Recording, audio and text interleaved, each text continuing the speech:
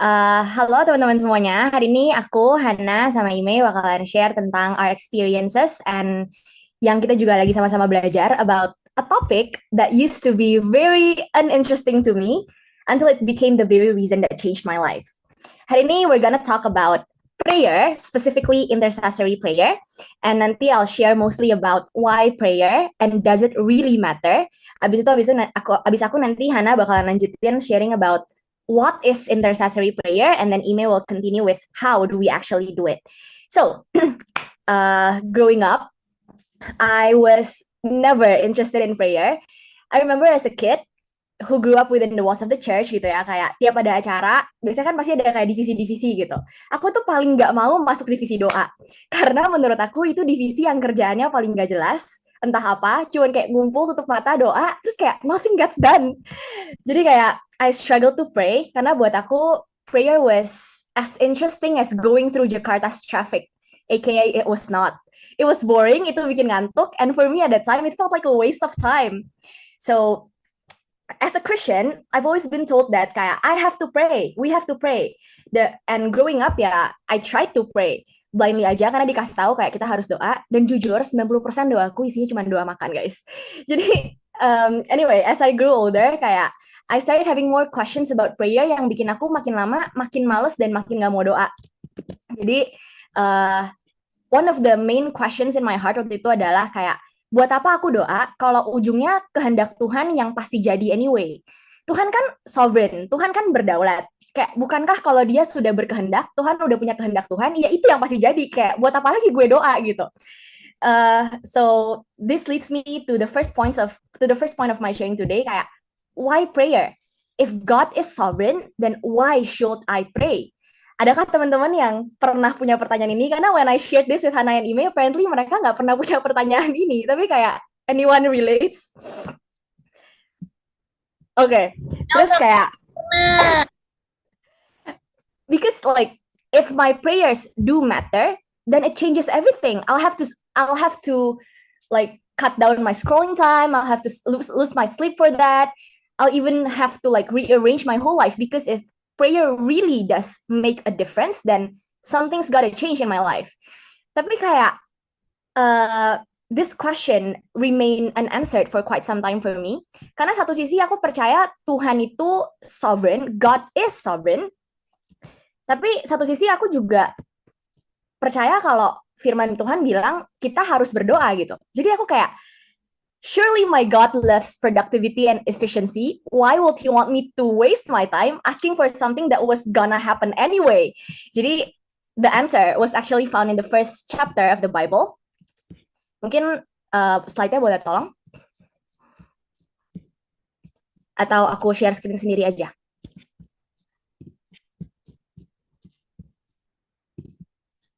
Oh, oke. Boleh next slide-nya? Yes, if God is sovereign, then why should I pray? Okay. Yes. So the answer is actually because God gave humanity authority. Jadi, itu dari Genesis 1:27-28 bilang, then God said, let us make man in our image, according to our likeness. Let them have dominion over the fish of the sea, over the birds of the air, and over the cattle, over all the earth, and over every creeping thing that creeps on the earth. So God created man in his own image. In the image of God, he created them. Male and female, he created them. Then God blessed them, and God said to them, be fruitful and multiply, fill the earth and subdue it, have dominion over the fish of the sea, over the birds of the air, and over every living thing that moves on the earth. Dan Mazmur juga bilang, langit itu langit kepunyaan Tuhan, dan bumi itu telah diberikannya kepada anak-anak manusia. Jadi the first point here is that manusia itu literally diciptakan serupa segambar Tuhan sendiri, karena kita diberikan otoritas over the earth. Bumi tetap miliknya Tuhan, tapi God gave away the authority of governance over the earth to human beings. Jadi analoginya itu kayak pemegang saham sama CEO. Mungkin boleh next slide-nya.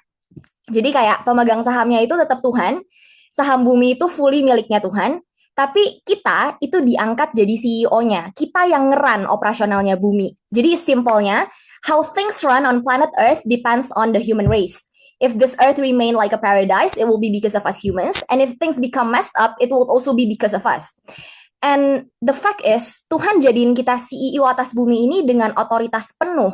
Tuhan kita bukan pemilik saham komisaris yang suka campur tangan, yang suka ikut campur. Tapi kita udah jadi CEO, ya kita yang ngatur semuanya. Buktinya apa? We have this full authority. Buktinya adalah yang pertama, Adam punya ability-nya, punya the ability to give it away to another. Lukas 4 ayat 6 bilang kalau setan bisa bilang pasti yang itu tempt Jesus, kalau segala kuasa serta kemuliaannya akan kuberikan kepadamu sebab semuanya itu telah diserahkan kepadaku. Jadi waktu Adam jatuh dalam dosa, dia serahkan otoritas itu ke setan. Jadi kayak manusia segitu punya otoritasnya sampai title CEO ini kalau kita mau kasih ke orang lain juga kita bisa. Abis itu yang kedua, sampai it costed God his own son to regain what Adam gave away. Seutuh itu otoritas yang Tuhan kasih buat Adam, buat manusia, untuk berkuasa atas bumi, sampai Tuhan sendiri juga harus jadi manusia dulu untuk beresin masalah bumi. Karena otoritas bumi ada di tangan manusia. Jadi, yes, God is sovereign and all-powerful, tapi firman juga jelas ngomong kalau he limited himself concerning the affairs of the earth to working through human beings. Makanya dari dulu kalau kita baca firman, kayak Tuhan kerja selalu lewat nabi-nabinya, lewat imam, lewat raja-raja, ada kitab hakim-hakim, raja-raja. Kayak from the Old Testament to the New Testament, kayak sampai God became fully human too, because he works through human beings. Contoh, kita ambil contoh dari Elia, dari 1 Raja-Raja 18. Dan sesudah beberapa lama, datanglah firman Tuhan kepada Elia dalam tahun yang ketiga. Pergilah, perlihatkanlah dirimu kepada Ahab, sebab aku hendak memberi hujan ke atas muka bumi. Jadi waktu itu konteksnya ini udah 3 tahun kagak hujan, terus tiba-tiba Tuhan bilang ke Elia, lu doa, nanti gue mau turunin hujan. Dan kalau berdasarkan ayat 1 ini, jelas kalau yang mau ngirim hujan itu bukan Elia, tapi kehendaknya Tuhan sendiri. Itu hujan maunya Tuhan. Tapi di akhir pasal, di ayat 42-43, Elijah had to pray 7 times. 7 kali itu hujannya bolak-balik lari, ngeliatin awannya udah ada atau belum, sampai akhirnya ada awan, dan akhirnya hujannya turun. Tapi kayak, hujan itu kan maunya Tuhan. Like this rain, itu kehendak Tuhan, maunya Tuhan. Kenapa Elia harus doa 7 kali pula? And, okay, let's just keep it first, kayak, okay, anggaplah itu hujan turun gara-gara doanya Elia. Tapi benerkah itu gara-gara doanya Elia atau pas aja gitu, kayak ya emang Tuhan mau, terus pas aja Elia juga doa gitu. Dan Yakobus gave us a really clear answer. James 5:17-18 bilang kalau Elia adalah manusia biasa sama seperti kita, dan ia telah bersungguh-sungguh berdoa supaya hujan jangan turun, dan hujan pun tidak turun di bumi selama 3 tahun dan 6 bulan. Lalu ia berdoa pula, dan langit menurunkan hujan, dan bumi pun mengeluarkan buahnya. Jadi, yes, itu hujan turun setelah 3,5 tahun karena Elia berdoa. Kehendaknya kehendak Tuhan, tapi butuh doanya manusia untuk ngejadiin kehendak Tuhan yang sudah jadi di alam roh itu untuk turun ke alam nyata di bumi ini. Jadi kalau kita balik ke analogi CEO tadi, kayak bumi ini kayak the perusahaan yang ada di bawah otoritasnya kita. Dan doa kita itu kayak tanda tangan kita as the CEO yang menyetujui dan kita cap approve mau ngejadiin apa yang pemegang saham mau, turun ke alam nyata, turun ke bumi ini.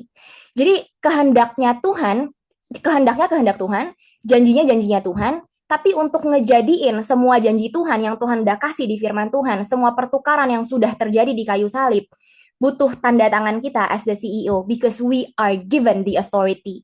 Jadi butuh doa kita, makanya doa kita really does matter. Our prayers make differences karena kita yang sudah dikasih otoritas atas bumi ini.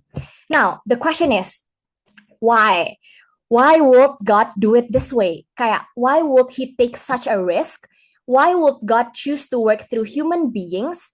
Kan jadi repot gitu, kayak repot banget. Bahkan repotnya sampai it costed him his own son yang harus berinkarnasi jadi manusia. Because concerning the earth, he works through human beings. And I got the answer when I looked at someone with their pet animal, terus kayak, the Holy Spirit spoke in my heart, seintim-intimnya kamu bisa punya hubungan intim, punya hubungan sama anjing kamu, anjing kesayangan kamu, you will never be able to connect with him or her at a level of intimacy you can have with another human being. And kayak, I can never reach that intimacy with my dog like I can reach with another human being. And sama halnya, why would God do it that way? Because he wants to have an intimate relationship with you and me. Dan kalau kita nggak dikasih berkuasa atas apa-apa, kalau kita nggak ada otoritas atas apa-apa, kita nggak serupa segambar sama Tuhan. And we can never have that intimate relationship with God.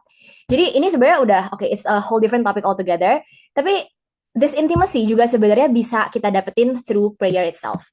So guys, intinya, why prayer? Because we are given authority over the earth, and our prayers do matter. Whether you pray or not can literally make the difference between heaven or hell for someone. Jadi next kita mau sama-sama dengar juga dari Hana, sebenarnya doa yang seperti apa sih yang bisa make that difference? Silakan Han. Thank you, Kate. Thank you, Kate. Dan kayak you gave us a very strong reason of why. Kalau misalnya tadi Kate juga udah sempat mention bahwa God limited himself concerning the affairs of the earth supaya that work can be done through humans. Karena justru harus be done through humans karena that is what Hai God Hana, is.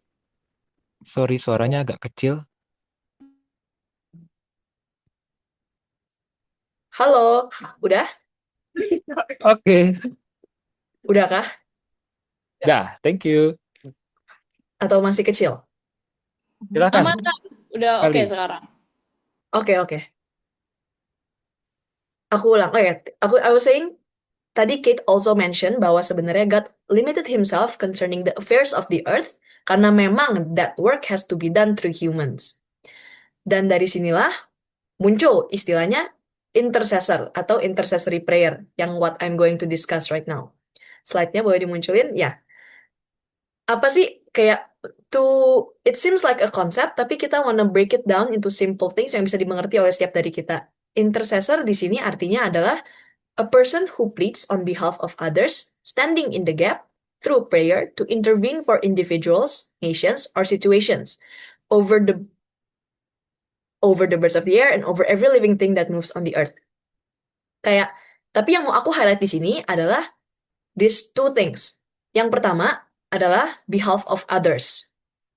Behalf of others di sini lagi ngomongin tentang adanya sesuatu yang sedang tidak bisa dilakukan oleh orang-orang ini, sehingga perlu digantikan atau direpresentasikan oleh orang lain. Kayak misalnya ketika kita bilang, I am speaking on behalf of blah blah blah blah. Berarti kan there is something yang mungkin saat ini orang ini belum mampu sehingga perlu direpresentasikan atau perlu digantikan untuk sementara. Slide-nya boleh berikutnya. Jadi kayak di sini tuh sebenarnya tentang berbicara tentang ketidakmampuan.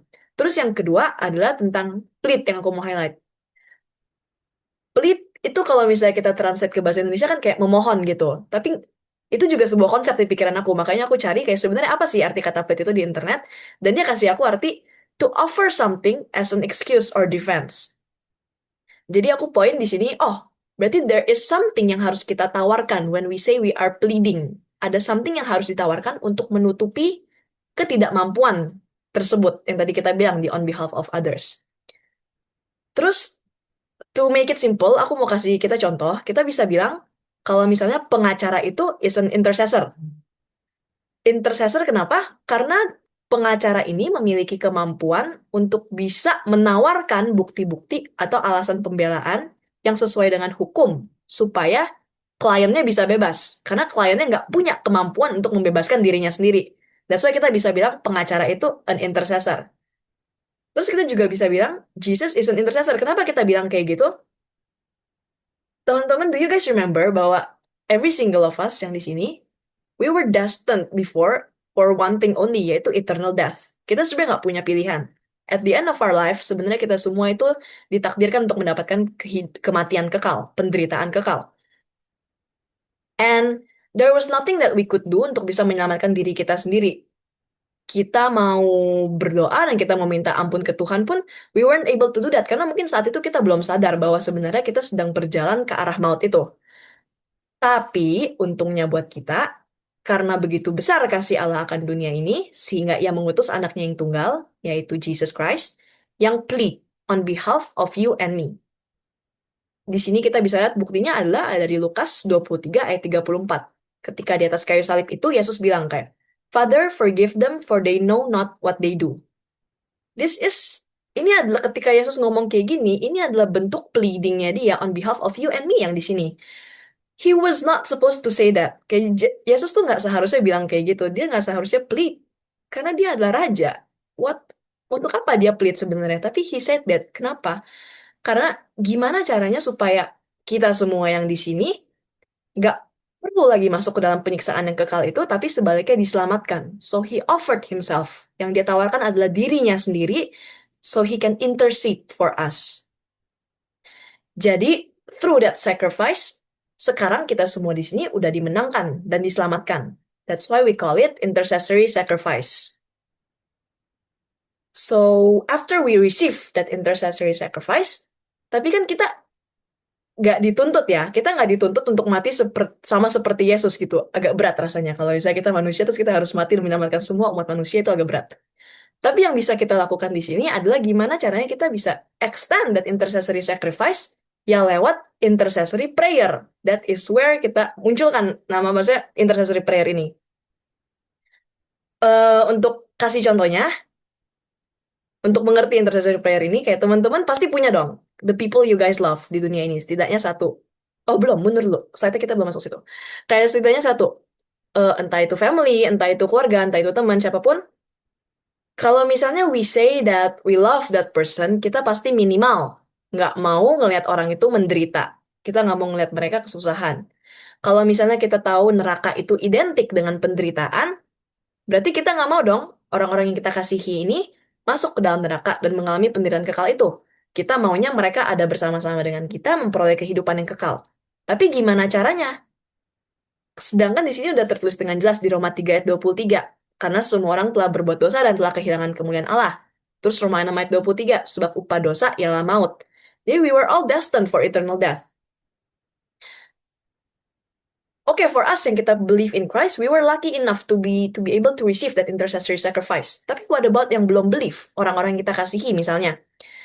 And posisi mereka adalah mereka belum bisa meminta ampun sendiri karena mungkin mereka belum sadar bahwa sebenarnya there is eternal death and there is salvation after kehidupan yang ada di bumi ini. Dan disitulah dimana intercessory prayer itu masuk. Di situ kita bisa masuk lewat intercessory prayer. Ini baru aku mau masuk ke gambar yang tadi udah dimunculin. Kayak gambar ini seharusnya muncul satu persatu supaya lebih gampang mengertinya, tapi karena ini bentuknya PDF jadi kayak langsung keluar semua. Tapi bear with me. Awalnya tuh aku mau kasih ibaratnya kayak gini. eh Kehidupan kita tuh diibaratkan kayak satu conveyor belt. Satu conveyor belt, terus kemudian anggaplah ujungnya di sini itu ada sebuah jurang yang dalam dan penuh dengan api yang panas gitu. Terus there's this one person on the conveyor belt. Kemudian conveyor belt ini pasti akan jalan lurus terus. Dia nggak akan gerak karena memang otomatis dia jalannya maju. So this person is going to keep moving forward sampai akhirnya dia jatuh ke dalam jurang api ini. Terus ketika kita intercede lewat prayer, misal orang ini A, kita bilang, it may look like this, kayak, Tuhan, mungkin A belum bisa datang secara personal ke hadapanmu, tapi izinkan aku untuk berdiri di sini, menggantikan A in their place, untuk claim semua janji yang Tuhan udah punya over their life. Aku claim segala keselamatan, aku claim keselamatan, dan aku claim pengampunan dosa untuk si A. Dan aku akan terus ngelakuin ini, sampai pada waktunya aku ngelihat Tuhan ubahin hidup si A, you meet them where they are, and you change their life, sehingga dia akhirnya bisa datang secara personal ke Tuhan. Dan ketika doa itu diucapkan, kayak conveyor belt yang tadinya lagi jalan ini, terus tiba-tiba, ada yang, kayak there is a force yang narik conveyor belt itu untuk mundur ke belakang. Jadi orang ini mundur. Tapi balik lagi, conveyor belt itu akan selalu jalan lagi ke depan. Ya udah dia jalan lagi. Terus kita intercede lewat that prayer, kita say that prayer lagi, dia mundur lagi. Conveyor belt itu mundur lagi. Tapi kemudian dia maju lagi, tapi we keep interceding with prayer, dia mundur. Terus kita mau tarik ulur sampai kapan? Sampai at one moment, tiba-tiba conveyor belt itu berhenti. Kenapa conveyor belt itu bisa berhenti? Karena ternyata orang itu udah find salvation di dalam Tuhan. Dia udah menemukan keselamatan itu in Jesus Christ. Jadi, that is why we are doing intercessory prayer. Satu hal yang kita juga perlu tahu, kita intercede lewat prayer yang tadi Caitlin udah bilang, because we need someone on this earth to claim that salvation in the place of that person, dan mundurin conveyor belt itu. Tapi the thing is, we are not the perfect intercessor. Kenapa? Karena kita sendiri pun masih butuh untuk di-intercede sama orang lain.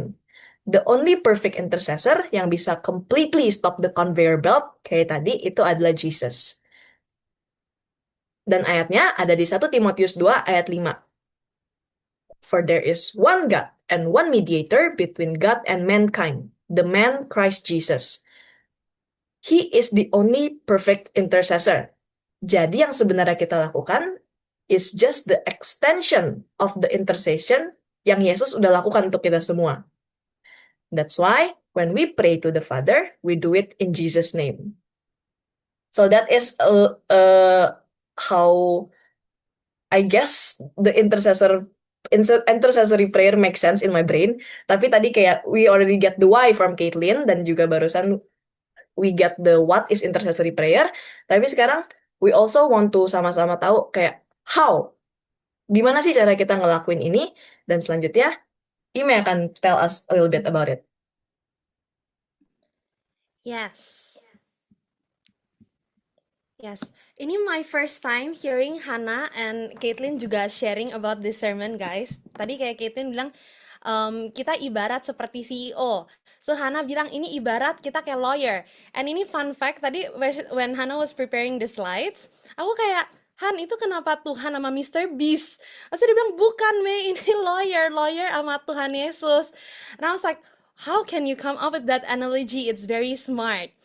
Aku hari ini mau dive into how to do intercessory prayer. Dengan ini mnemonic, hopefully it can help teman-teman juga lebih remembernya lebih bisa cepat.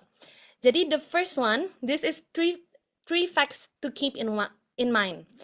H, hold our identity as priests. Boleh next slide-nya? Aku boleh minta Gev untuk read the verse. This is also our yearly vision, BCC punya yearly vision this year. Gev, are you available to open mic and read the verse? 1 Peter 2 verse 9. But you are a chosen people, a royal priesthood, a holy nation, God's special possession, that you may declare the praises of him who called you out of darkness into his wonderful light. Amin. Yes. Aku hari ini mau highlight the first one, a royal priesthood. What is priesthood atau imamat? And what makes keimaman itu something special? Imam itu orang yang fungsinya menjadi perantara komunikasi antara manusia dengan Tuhan. Jadi dulu di Perjanjian Lama, manusia tidak bisa casually enter God's presence to communicate with God. Karena Tuhan itu kudus. You nggak kudus, you die. Bukan karena Tuhan itu sengaja bunuh manusia, tapi karena manusia cannot withstand God's holy nature. Jadi butuh imam yang bisa menjadi perantara manusia sama Tuhan. That's the first point, perantara komunikasi antara manusia dengan Tuhan. And the second one, fungsi imam itu untuk memperdamaikan hubungan manusia dengan Tuhan. Dengan cara, if you see in the Old Testament, imam itu perlu bawa an animal sacrifice to God. But after Jesus Christ died, he became the sacrifice. Tidak ada lagi pemisah antara Tuhan dan manusia. Kita semua saat ini adalah seorang imam. Next slide ya, boleh? Yes. And because God chose us to be his royal priests, our prayers carry heaven's authority and power. Karena Tuhan yang memberikan otoritas dan kuasanya kepada kita. If you recall history, ini teman-teman bisa lihat some of the Bible examples of beberapa tokoh yang intercede. Musa, when the Israelites built a golden calf, mulai penyembahan berhala, dan Tuhan itu sangat marah, he wants to membinasakan manusia at that point, tapi Musa bilang, Lord, I plead supaya you jangan membasmi manusia, ingat perjanjianmu dengan Allah Ishak, Allah Abraham, Allah Yakub. Moses become an intercessor. Kedua, Samuel, when the Philistines was attacking the Israelites, Samuel plead to God so that God yang fight for them and God give Israelites the victory. Elijah yang tadi Caitlin juga udah cerita sedikit, where Elijah plead for God and the drought yang ada di Israel pada itu tidak lagi drought karena ada hujan yang turun. And Jesus, yang tadi also Hannah already said, He became the eternal intercession for us. Tuhan itu adalah doa pensyafaat agung bagi manusia. He intercedes for all believers. Itu juga ada ayatnya di John 17. Nanti teman-teman bisa baca. We can intercede because terlebih dahulu Jesus acts as our high priest. Boleh next slide-nya? Jesus acts as our high priest who represents us before God. That's why kalau teman-teman kita selalu doa, ya when we pray in the name of Jesus Christ. Kita selalu ending akhir setiap doa tuh in the name of Jesus we pray, amin gitu ya. Because when we pray in Jesus name, God the Father, Allah Bapa is not only looking at us, He is also looking at His only sons, Jesus in us. Makanya doa kita tuh pasti akan dijawab dan akan didengar karena Tuhan itu juga melihat Tuhan Yesus as our mediator. Pertama kali I heard about this concept, I was so mind blown. Itu kayak yang bikin aku kayak jadi, alright Lord, I wanna pray. Karena aku percaya bahwa setiap doa yang aku panjatkan itu didengar. Oke, sekarang kita sudah tahu the theory how to do it. Kita later juga langsung sama-sama mau praktek ya. Sebenarnya teman-teman, to be honest, when it comes to prayer, my own prayer life, banyak hindrances that I faced ketika aku awal-awal mulai doa. Dan hari ini aku mau share sama teman-teman beberapa hindrances yang membuat aku sulit untuk berdoa. This is my personal hindrances that I faced. Yang pertama, tidak percaya sama kuasa doa. Aku udah sering dengar di I sing a song yang doa mengubah segala sesuatu. Tapi aku nggak mudeng-mudeng bahwa kuasa doa itu sangat besar. Aku mau cerita sedikit. 2 years ago, a friend of mine who was also a medical student, her life is all about studying. For a year, I tried to bring her closer to God. Tapi sulit banget because she prefers to study rather than going out, meeting people, having conversations with people. Long story short, aku udah hopeless ngomong sama my friend ini karena orangnya keras sekali. And mulai dari situlah aku cuma bisa doa, Tuhan, aku berdoa hati temanku yang keras ini, Tuhan yang lembutkan. Only you can lembutkan because I cannot. The next day when I meet her, I did not even feel like talking about God lagi to her. Tapi you know what? After praying for her, the first thing she did when we met that specific day, and the first thing that comes out from her mouth is, yuk Mei, beli tiket ke EG. The person I am talking about is here with us right now. Dia lagi on cam saat ini, yang baru aja sharing with us what is intercessory prayer. Hannah. The key thing that I want to highlight is this. Hati mau sekeras atau sedingin apa, keluarga mau sehancur apa, bisa pulih dengan doa. I have witnessed too many miracles through prayer. Yang kedua, the hindrance number 2 yang I faced. Perasaan tidak layak. Perasaan tidak layak is also one of my biggest challenge. Biasanya, perasaan tidak layak itu muncul after I feel like I did something yang mendukakan hati Tuhan, which is most of the times it's sin, dosa. And for me, yang sets me free from the guilt is, ini aku udah bilang, how I break through from condemnation, kalau teman-teman lihat di slide. Dan di dalam kurungnya adalah not a fixed method. Kenapa not a fixed method? Karena apa yang buat aku bertobat belum tentu A itu juga buat A bertobat. Because it is not a method. Untuk dekat sama Tuhan, it is not a method. Tapi, I wanna share what works for me. And hopefully itu juga bisa membantu teman-teman. Yang pertama adalah, if I know that I did wrong, aku akui dosa aku di hadapan Tuhan. And I ask for God's forgiveness. There's also the verse, akui dosa dan minta ampun, and Tuhan itu full of love, God is full of mercy, and He is just, and He will forgive. Jadi itu ada dasar firmannya. And then the third one, For me, it is remembering God's big love. Itu sangat help me because at that point kalau aku baru jatuh dalam dosa, I feel like, aduh Tuhan, aku nggak mau deket sama Tuhan karena aku merasa Tuhan itu udah marah, Tuhan itu udah nggak mau deket lagi sama aku. And I try to remember God's big love. This is my go-to verse. Nanti teman-teman juga bisa find out your go-to verse. Tapi this is my go-to verse. Aku udah hafal mati. 2 Korintus 5 ayat 21. Dia yang tidak mengenal dosa telah dibuatnya menjadi dosa karena kita, supaya dalam dia kita dibenarkan oleh Allah. Aku bilang kayak gini, Tuhan yang tidak mengenal dosa telah dibuatnya menjadi dosa karena Ime, supaya dalam dia Ime dibenarkan oleh Allah. Tuhan, aku percaya Lord that even if I fall short of your glory, aku telah dibenarkan oleh Tuhan because the Bible says so. Dan keempat adalah kesaksian darah Yesus. Darah Yesus itu sangat penting. Makanya ada lagu oleh darah anak domba, oleh kesaksian kita iblis dikalahkan, kuasanya dihancurkan.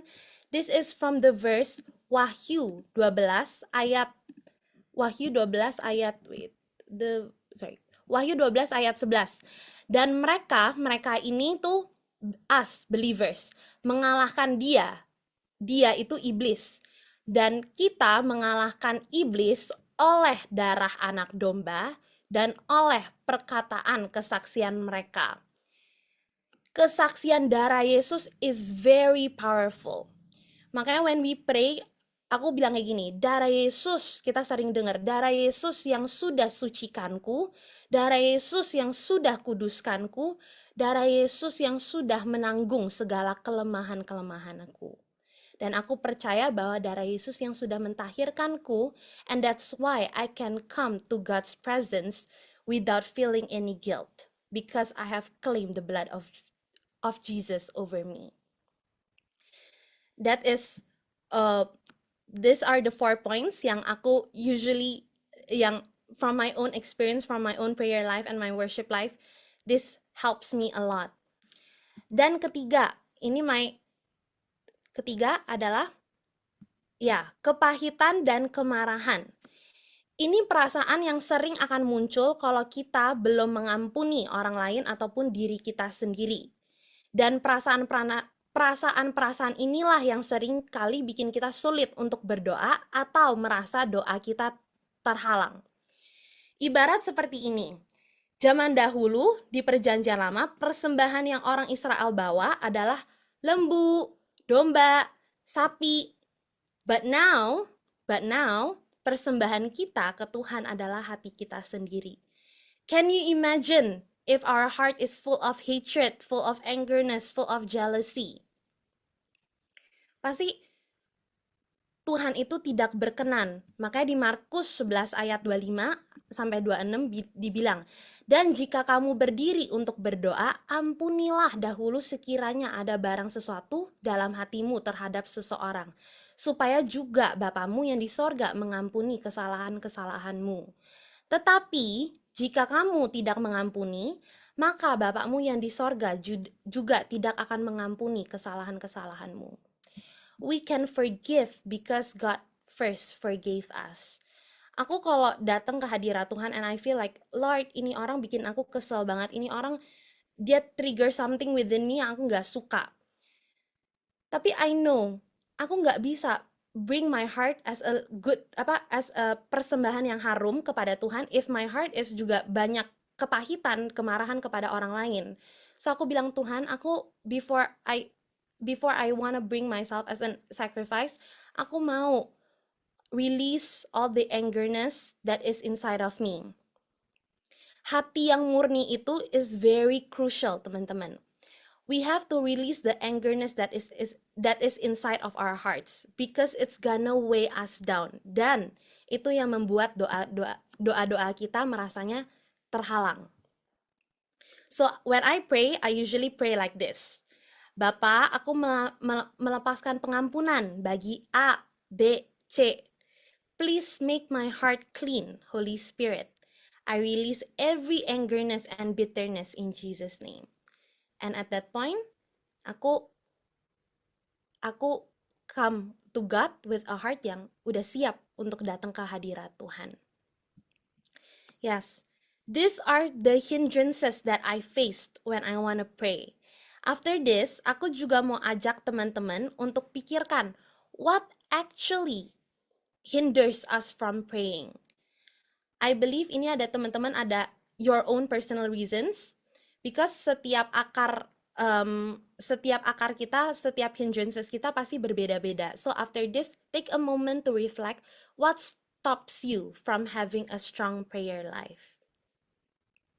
With that, aku juga mau persilakan kembali kepada Caitlin untuk tell us deep more untuk how to be our response.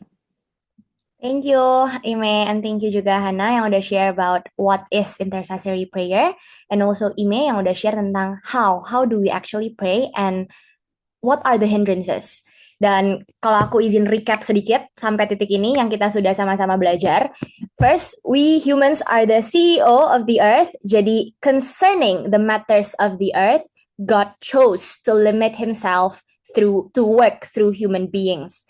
Yang kedua, doa kita itu kayak tanda tangan atau cap approval signature kita untuk ngejadiin semua yang Tuhan udah kasih di alam roh, semua yang jadi kehendaknya si pemilik saham untuk turun dan jadi nyata di alam nyata ini. Kesembuhan, pertukaran, identitas yang baru, blessings, everything supaya jadi di bumi ini.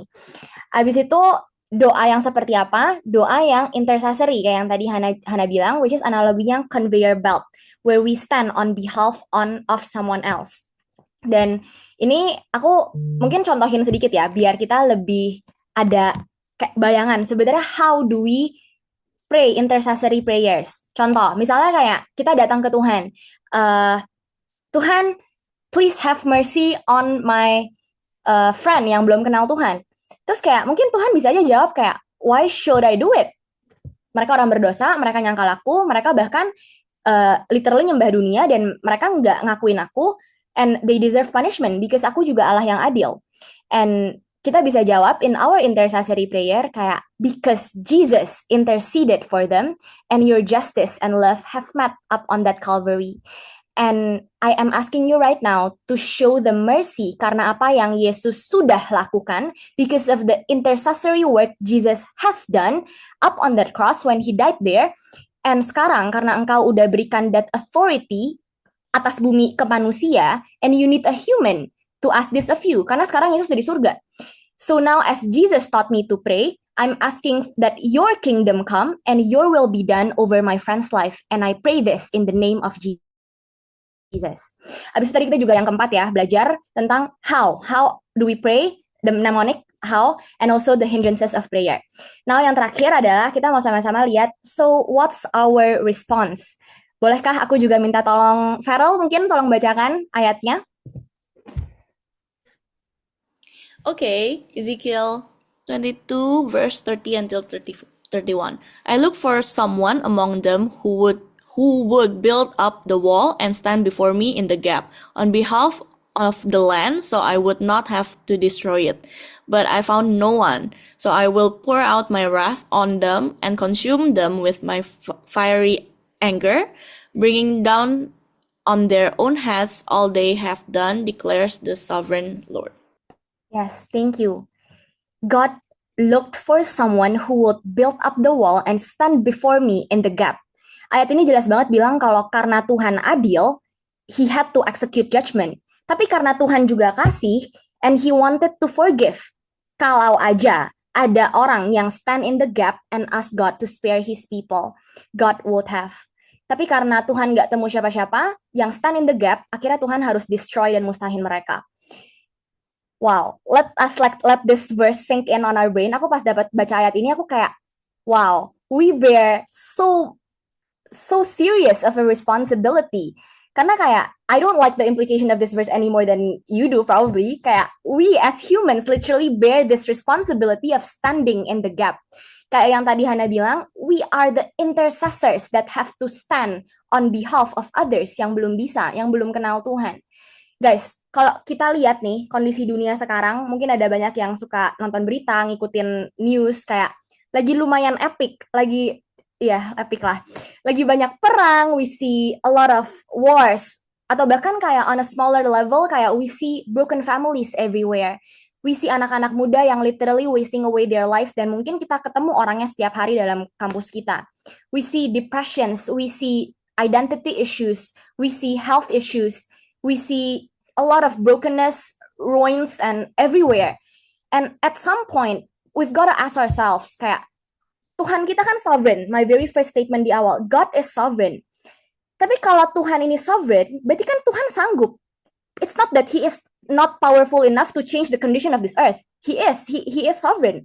Tapi kalau the fact that we are in this mess right now on earth, ya sebenarnya dua pilihan kan. Yang pertama, Tuhan kita kurang berkuasa untuk mengubahkan dunia ini, atau yang kedua, Tuhan butuh doa kita, manusia yang sudah diberikan otoritas itu to stand in the gap through our prayers. Jadi if the condition of the world that we're seeing right now is not God's will, it's definitely not menurut aku, then what's missing is not God's power, but our participation, our signature, our prayers. So yes, guys, my prayers, your prayers do make differences. We praying or not can literally be the reason someone hari ini mau datang ke CPT, mau datang ke FEMSEL or not. We praying or not can literally be the reason someone percaya akhirnya mau come to Christ, come to EG or not. Be the reason hasil sidang kita kemarin di Jakarta seperti apa. All of those are hasil doa. Dan guys, hari ini I want to tanya and challenge setiap kita juga, would you stand in the gap? Would you say, God, not on my watch? Because God is looking for people who would stand in the gap and pray. Aku tahu aku bisa ada di mana aku ada sekarang karena someone stood in the gap for me. If I look back at my life 6-7 years ago, I was literally one of the most stubborn and hard-headed person I know. Semuanya aku debatin dan susah banget dikasih tahu, udah maunya. Tapi if I look at my life today, the change is simply impossible to believe. Dan aku tahu sekarang kalau aku bisa ada di sini itu karena aku adalah hasil doa. Literally, I'm here right now because ada orang-orang, ada my parents, ada my mom yang nekat bilang not on my watch dan tiap hari di lantai nangisin aku doain biar aku bisa kenal Tuhan. If I look at teman-teman di Nanjing today compared to 2023 when I first came back here after COVID, it all falls down to prayer. Hasil doa. Bisa-bisanya Tuhan lembutin hati Hana kayak yang tadi Ime cerita lewat doanya Ime. Bisa-bisanya Tuhan lembutin hati semuanya, including myself. Gerakin hati kita untuk mau ikut Tuhan, gerakin hati kita untuk mau taat sama Tuhan, gerakin hati kita to do His will. It's all because of prayer. Dan teman-teman, adakah hal-hal atau orang-orang tertentu yang God has been putting in our hearts, God has been placing in our hearts? Let's list their names, list the things, and take the time to pray for them tonight. Dan gak cuma tonight, tapi let's incorporate them in our daily life. Karena kayak yang tadi di awal aku bilang, if my prayers really do make a difference, then I will have to rearrange my whole life for that. Karena my prayer can literally change someone's life, literally. Kayak we have been using the word literally too much, sampai kayak we forget like literally guys, our prayers can make a whole difference in someone's life, and we will have to rearrange our lives for that, I guess.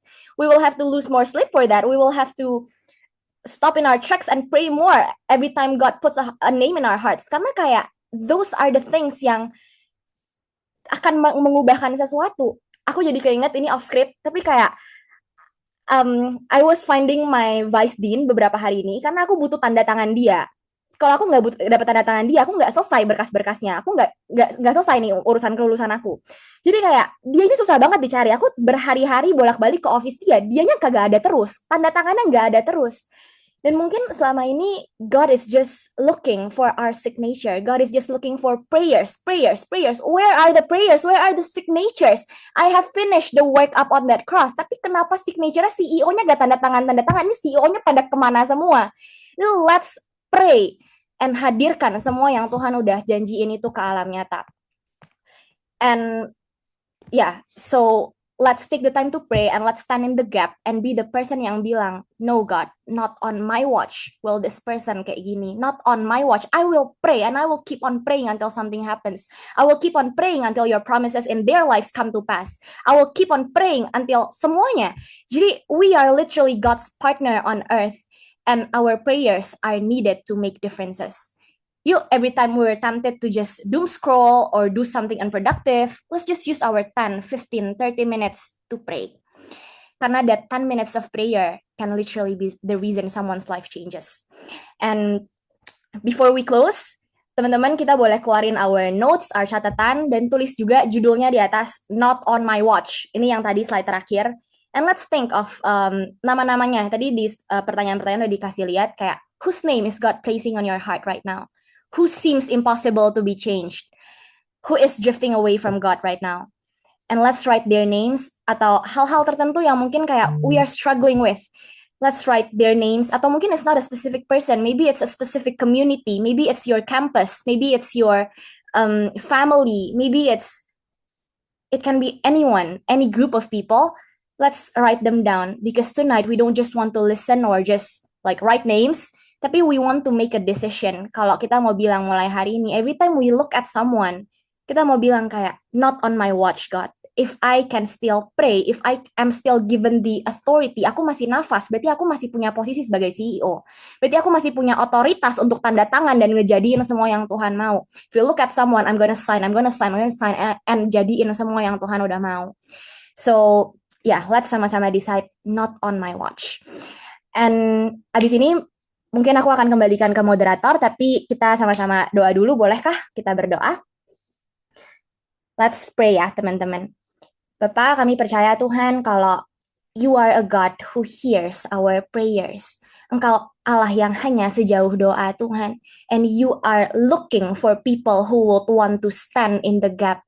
And we want to be those people, Lord. Kami mau jadi orang-orang itu. Kami sadar hari ini Tuhan kalau you have given us the authority over the earth. Dan kami mau Tuhan menjadikan semua kehendak Tuhan atas bumi ini. We want to always pray that your kingdom come and your will be done. As we look at our friends, as we look at our families, as we look at our campuses, our city, Tuhan, kami mau lihat kalau ada hal-hal yang masih nggak sesuai sama yang jadi kehendak Tuhan. And we want to claim all the finished intercessory work of Christ over their lives, over our community, over our family, over our cities, supaya kehendak Tuhan boleh jadi di bumi ini. Lord, reveal hal-hal Tuhan dalam hati kami, kalau ada hal-hal yang bikin kami sulit berdoa, bikin kami nggak percaya sama Tuhan, tapi help us Lord with our unbelief. May we really come out as your prayer warriors in this place Tuhan, karena kami percaya you hear our prayers. Thank you Lord, kami serahkan hidup kami, and may you use us as your prayer warriors. In Jesus' name we pray, amin. Hi BCC family, hope you are blessed with today's sermon. But when the Bible said, berbahagialah orang yang mendengarkan firman Allah dan menaatinya. Jadi yuk aplikasikan firman Tuhan hari ini. I also encourage untuk teman-teman you follow our Instagram BCC Fams and subscribe to our YouTube channel supaya kita bisa sama-sama diperlengkapi dan bertumbuh bersama untuk serupa dengan Kristus. Dan bagi teman-teman yang butuh dukungan doa, konseling, dan mencari komunitas, boleh kontak melalui Natasha 0812 345 06768. Because you are loved, you are welcome. Let's grow together! See you soon, BCC family!